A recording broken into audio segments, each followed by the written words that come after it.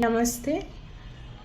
अभी इसके पहले एक वीडियो में मैंने हिस्ट्रोस्कोपी के बारे में एक्सप्लेन किया था।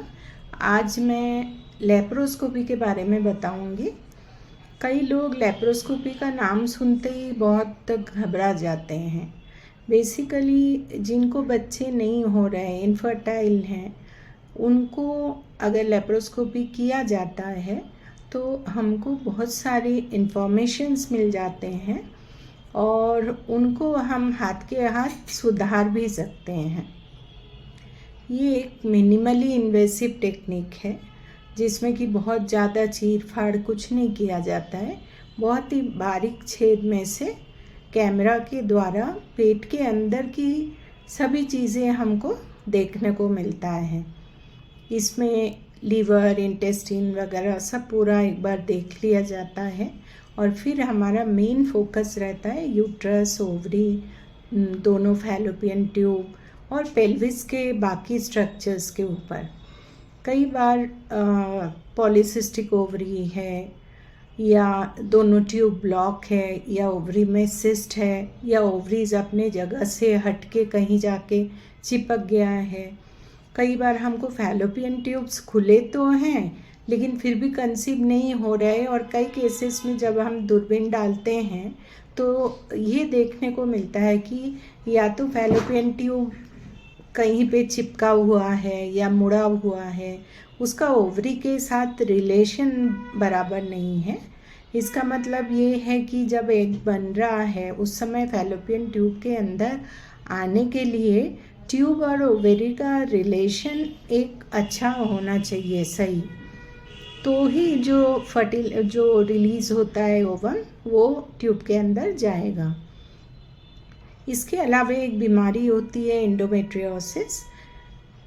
जिनको ये बीमारी होती है वो उनको कंसीव होने में काफ़ी दिक्कत आती है और इसका डायग्नोसिस दूरबीन द्वारा ही संभव हो पाता है।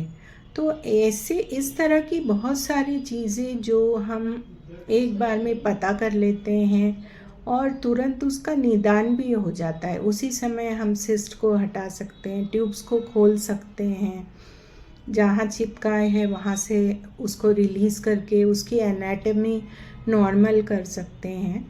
तो ये सारी प्रक्रिया दूरबीन के द्वारा बहुत इजी हो जाता है और एक महिला का जो पेल्विक एनाटॉमी अगर डिस्टर्ब्ड है उसको हम नॉर्मली रिस्टोर कर सकते हैं।